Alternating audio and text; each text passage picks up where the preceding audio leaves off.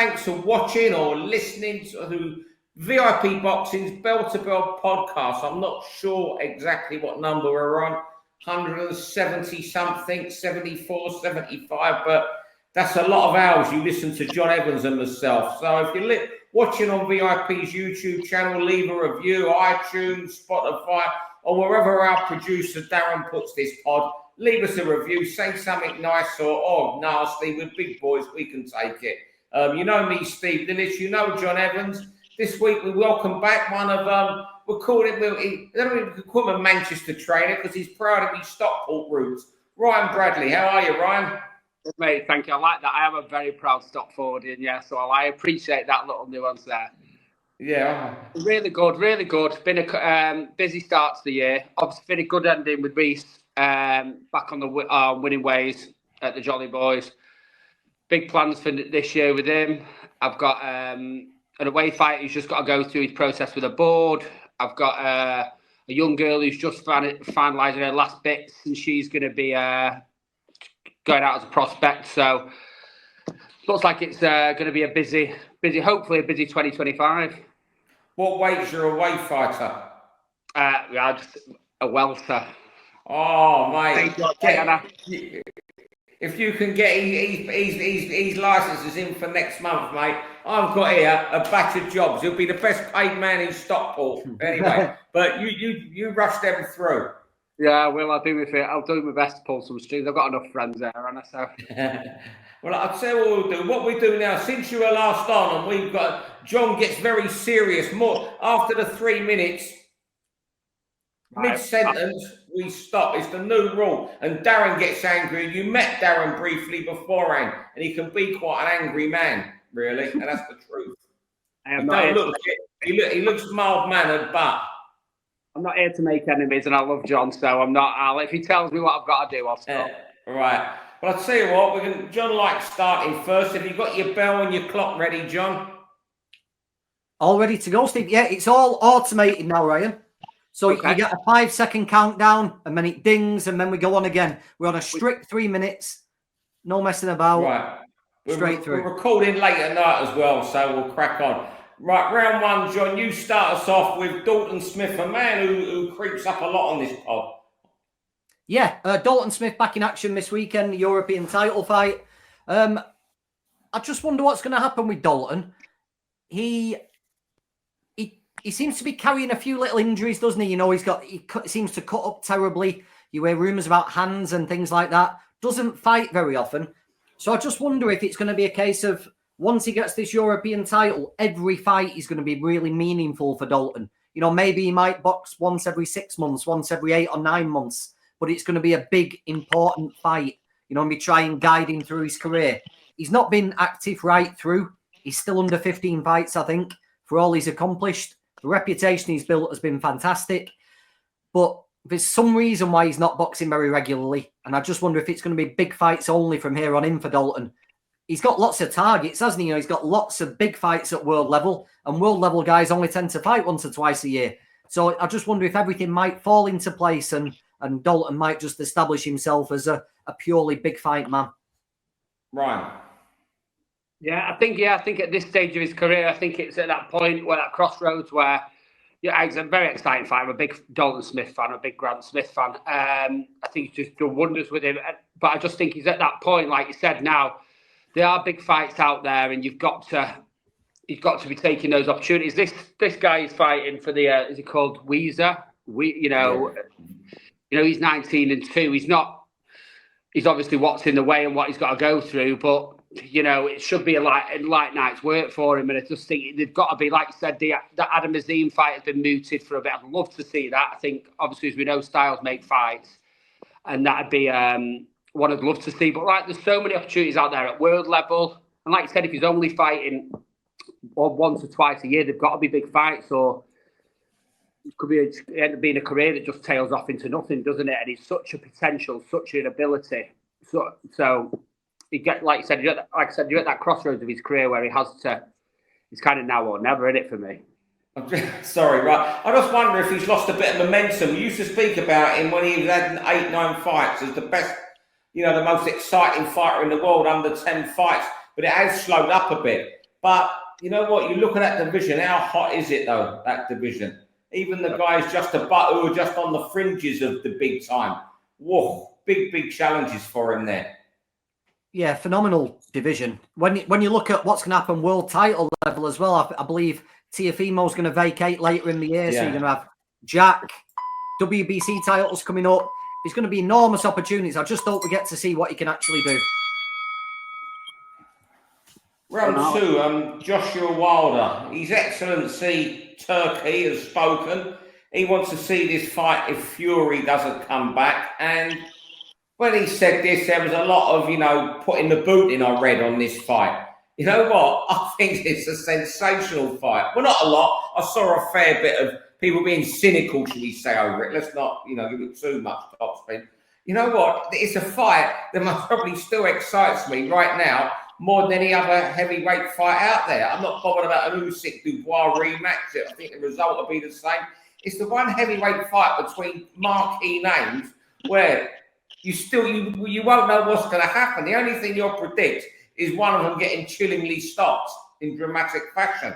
That fight will still fill Wembley Stadium. And you know what? Let Fury go and dither over his future. That's the fight I want to see now. I know it sounds a bit criminal that they're both close their best. They're both on the tail end of their career. It's the most exciting fight in the division. Tell me I'm wrong, or am I right? Yeah, I think, it was mooted years ago, wasn't it, before Tyson made his comeback. Obviously, both undefeated at that time. You're right. I think I'm not a massive heavyweight fan, but it's like you said, they're both. I think if you look at Deontay's last couple of performances, he's just a shell of the man he was. When people thought he was indestructible at one point, and that right hand though is his equaliser, isn't it? And I just think we know Joshua's chin isn't the strongest, and he's been. I think in a way this fight's even more exciting than it would have been previously because of where they both are. And they need it's important. Obviously, the money talks, and Turkey wants what Turkey gets what Turkey wants, doesn't he? So, but I think we won't last long. We both know it won't. Well, we all know it won't last long. So I tune in definitely. Yeah, without any shadow of a doubt. Let's get it on. Let's get it on us before spring. Yeah, let's get Joshua Wilder. Brilliant.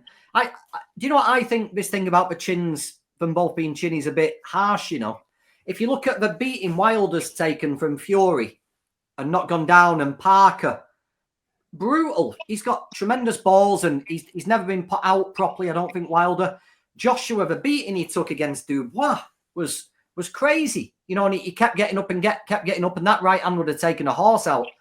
I just wonder if Joshua's aggression, he still probably wants it a little bit more, whether that'll make the difference. But when Wilder gets hit, I think he'll retaliate. I know he was a bit reticent, wasn't he, in his last couple of fights? But I think with someone like Joshua, a real dangerous guy, I think Wilder would come out swinging. So, yeah, let's definitely see that. Round 3, we're over to you, Ryan. The promoter's role in shaping the career. Yeah, or to the detriment of a fighter's career, really, at some points recently. I think for the great things that Turkey's doing, coming into the sport, he's got Eddie and Frank talking, which is phenomenal.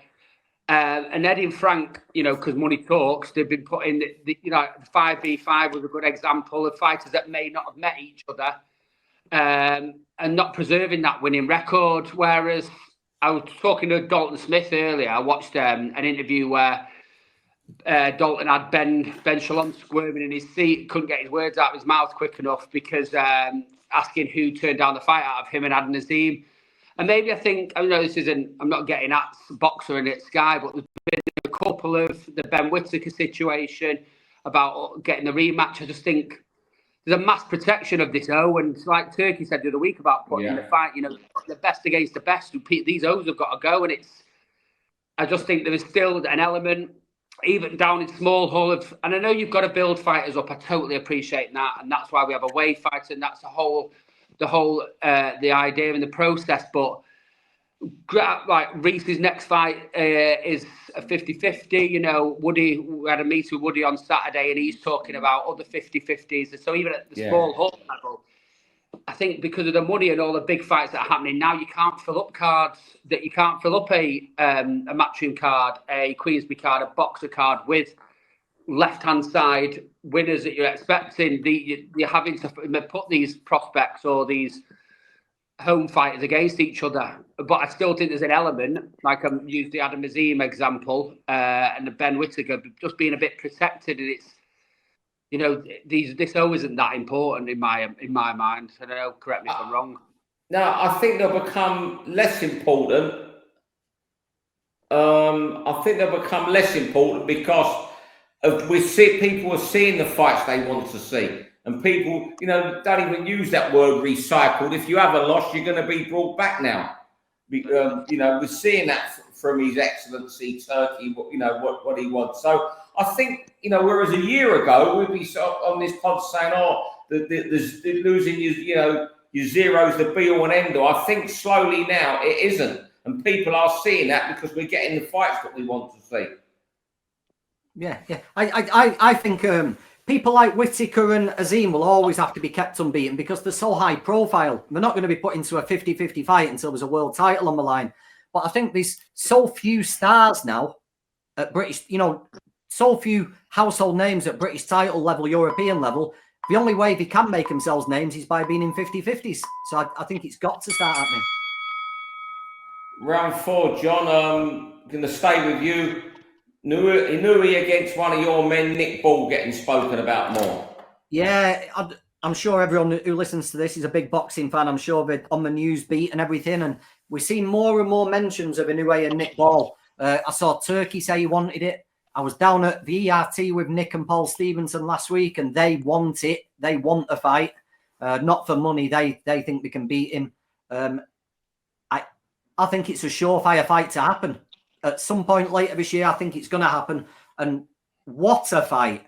What a fight. If Inui's coming up to featherweight, there's only one man I think deserving of the opportunity to take him on. It's Nick Ball.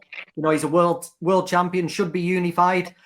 He's got the attitude to just go straight for Inui. There's going to be no standing off. No, he's not going to treat him with too much respect. He's not going to be pleased to be there. I just think it's a phenomenal fight. Full credit as well to Inui if he steps up and goes in against a guy like Ball, a physical force who can bang, who's beaten the best. I just think it's a great fight, and I think it's going to happen. What a fight. I'm a big Inui. I like Inui a lot, but I'm a big Nick Ball fan as well. If you look at, you know, he showed that he's got absolutely no fear, and he you know, obviously he's a world champion. He should have been a world champion sooner, but for the rest scorecards, you know, he look what he did to Ray Ford. You know, he's got a lot of potential. There's a lot to come for him. So I just think it might be perfect time to have that fight. I know Inui's only 31 and a dangerous man at that. But yeah, I think it's like we said, styles make fights. I think it's an unbelievable fight. It's a great fight, but I can't look any further than Inui. He's that good. And that's nothing disrespectful to Nick Ball at all. Obviously, they say they don't, you know, it isn't about the money. Of course, Paul Stevenson, I believe he can win. Paul's a good fella, intense, you know, he'll love that occasion as much as Nick will. But you know what? It's a life-changing fight. It's set him up for life. It's made for Saudi Arabia. It's a great fight. There is no one more deserving than Nick Ball. But how do you beat Inui? How do you beat him? How much of a whirlwind you are, he will find a way to beat Nick Ball. Yeah, he's phenomenal, absolutely phenomenal anyway, isn't he? Did get put over by Luis Neri not too long ago. Didn't look particularly great against TJ Dehenny last time out. Nick's boxing TJ Dehenny in March, who's going to try and put on a better performance and really secure that fight. How high can Inoue go? I think that's the question. You know, he started off way down the weight divisions. Yeah. Didn't I game a high? Well, did he? I think he's Round 5. Keeping bringing in a bit of a VIP foot.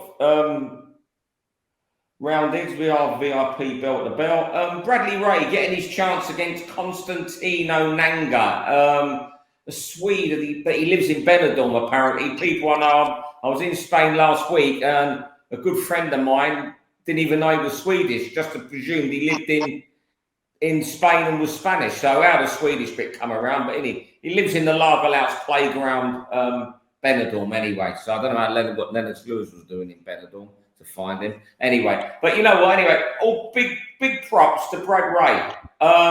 When he lost to Tyler Denny, he sort of like got without signing. He was sort of like brushed aside by a boxer, ignored. I think they paid for him to go on one of Steve Wood's shows.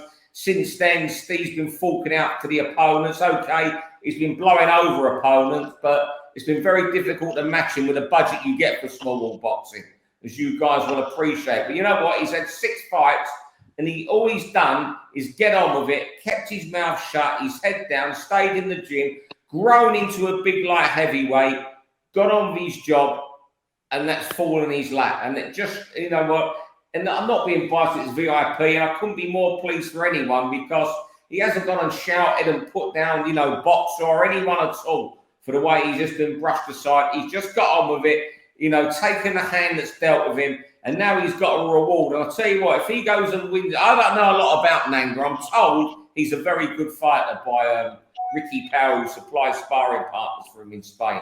But you know what? He goes out there, he performs big. He's going to get a 6-figure fight for him out there. And if Turkey likes him, he might become mate of the month and get the even bigger fights. He's been on this pod before, giving Turkey the dial sign, if you remember, John. So there you go. But no, fantastic for VIP boxing. And I'm delighted for Brad Ray more because the way he's just kept his head down and got on with life since he lost to Tyler Denny. Absolutely made up for Bradley. Exactly what you said. He's gone away. He's gone back to basics. He's gone back and started and worked. Know what to do, corrected some other bits. I know he moved trainer over to Sharp Style, but yeah, messaged Brad as soon as I saw the news come out, and he said it's fantastic. And he said he's grabbing the opportunity with both hands. He's a good kid, and you know that move up to light heavyweight looks like it suits him. And like you said, the guy looks tough. I've had a look at him. He looks tough, but you know, high risk, high reward. You know, and he can go on, and if it becomes flavour of the month with Turkey, you know, all props to him, but taking that fight, grabbing that opportunity with both hands.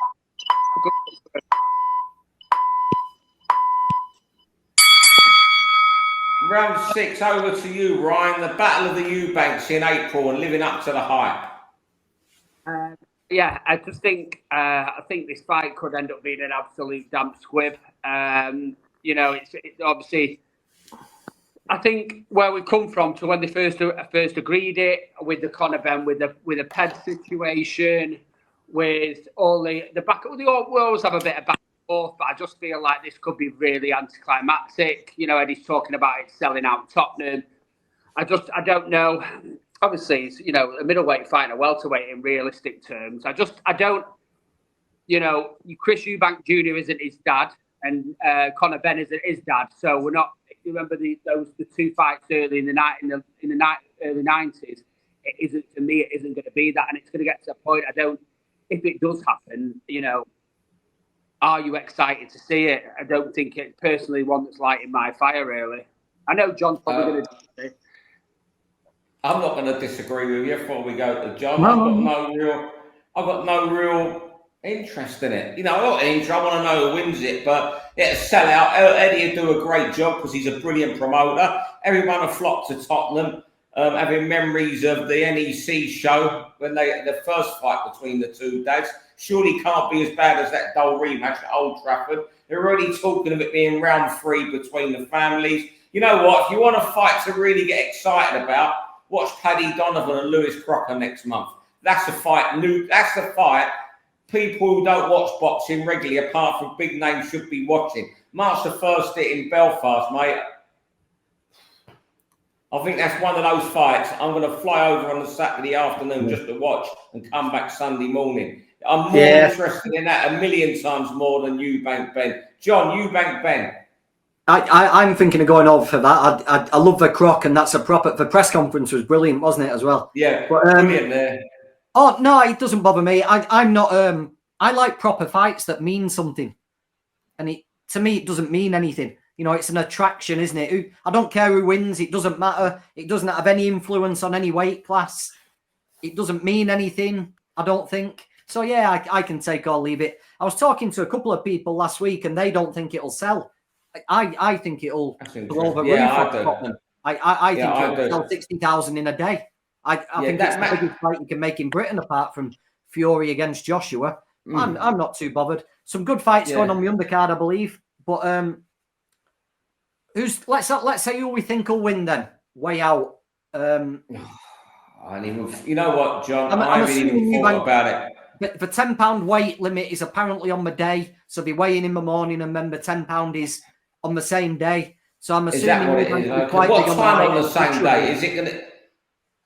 Is it the same? Well, look, you've got to go for Eubank. I mean, Benn's hardly, since he returned, he hasn't looked fantastic. I'd go for Eubank, but it's not. You know what? It's not even a fight I've thought about. But yeah, John, it'll definitely sell because they will get the football fan, the man in the street to go, not the hardcore boxing fan. Definitely, yeah. Eddie will market it, aiming at them.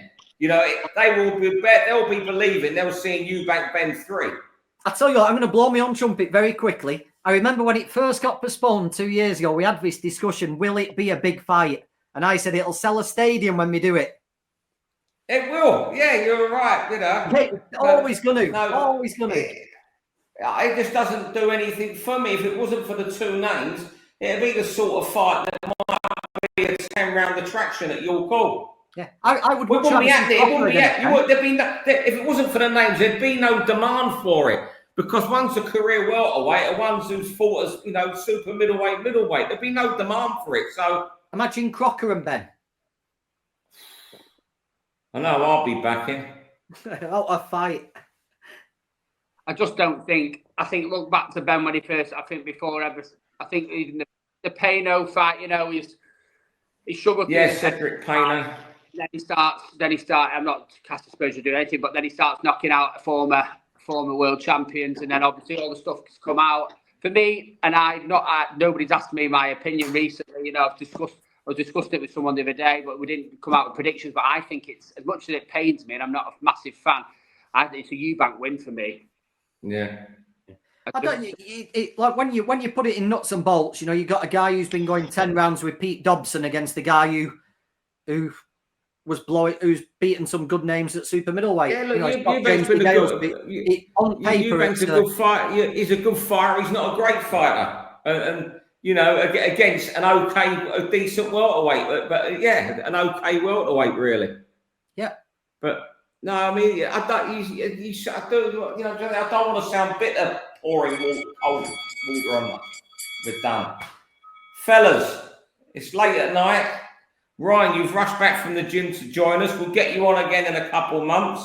Glad the gym's going well with your female prospects and your roadman and Reese Woods back to ringing waves. Thanks very much for joining us. John, thanks as always. And life's still good at Ring Magazine? Yeah, busy as always. Plenty of news coming. The content's staggering. Oh, the content, written and the camera stuff. Incredible content coming out. Are you impressed? I am. Very, very impressed. I'm just wondering if that mad £10 offer they're doing for the online digital, if it's the actual magazine laid out as it would be. I'll find out for you. Yeah. Otherwise, I'll have to pay for the print edition to be sent from America and get it 2 months later. I think I'm back in 1980 again, if that happens. But find that out for me, John. But the content is brilliant. And if people are watching this, aren't following Ring on social media to see all the stuff, everything's there. And today I read about John talking to Sam Jones, I think today, was one of your pieces today. Yeah, did that one go up? Yeah, a couple of little bits. Yeah, I've seen it all, Jess. So you're doing so much, you're not even seeing what's going live, John. No. Anyway, Ryan, thanks. John, thanks. And we'll see you all next week, where our guest is going to be Matt Christie, I believe, the former boxing news editor. Top guest he'll be too. Almost as good as Ryan. For all boxing info, news and latest interviews, amateur and pro, across the north, click and subscribe. VIP Boxing Promotions. Also, Twitter, Instagram and Facebook.